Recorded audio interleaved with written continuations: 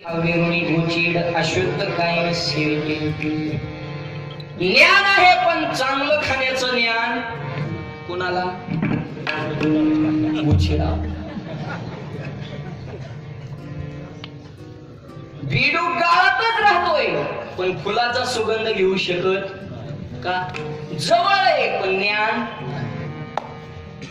ज्ञान असल्याशिवाय जीवनातला खरा आनंद प्राप्त होत नाही. आणि ज्याला ज्ञान झालंय, जगामध्ये 100 पैकी 90 केशी असले, ज्ञान आला की मी येतो,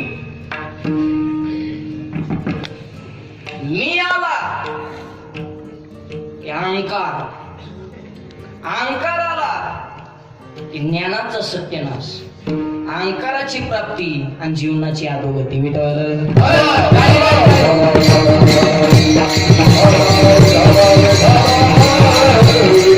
मीचा उदय ज्ञानाचा नाश.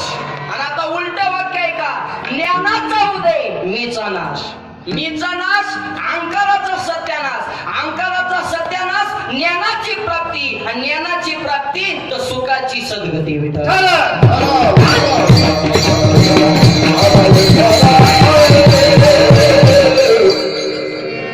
काय माझ्या महाराजांच्या वैभव आहे बा.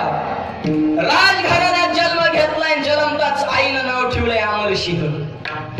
काय आई भाग्यवान असेल, ह्या कर्जतची माता, तिचं नाव चंद्रभागा. गोंडस मुलगा जन्माला आला, नाव अमरसिंह ठेवलं माय बा. राजघराणं होतं, राजघराणं. छत्रपती शिवाजी महाराज, लोकांना माहित नाही अजून, महाराष्ट्रावर प्रसार नाही, पण मी करतोय.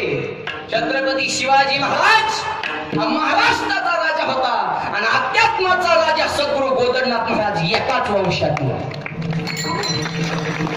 एक वंश एक. शिवाजी महाराजांचं नाव आज जगाच्या कानाकोपऱ्यात आहे, पण महाराजांची तेवढी अनुभूती या जगामध्ये नाही. पण महाराजांच्या कृपेने मी महाराष्ट्रभर महाराजांचा प्रचार प्रसार करतोय. एकाच वंशातले महात्मे, आणि त्या वंशातली मूळ स्त्री, तिचं नाव संत मीराबाई. सामान्य ताकद आहे. मीराबाईसाठी 20 पेलो देवानं. काय स्त्रीची ताकद, लोकांना किंमत कळाली ना, पण स्त्रीची शक्ती सामान्य नाही. लोक स्वार्थी झाले, स्वार्थी. स्त्रीची किंमतच कळाली. मी एका गावात कीर्तन ऐकलं, एक जण बायकोला घेऊन पाया पडायला. कशाला पाय पडा? नाही माऊली सारखे तुमच्यावर अशी महाराजांची कृपा झाली, आमच्यावर थोडी पराव. पाया पडलं, 300 रुपये दिले. मला काही नाही दिसलं, खिशात घातलं.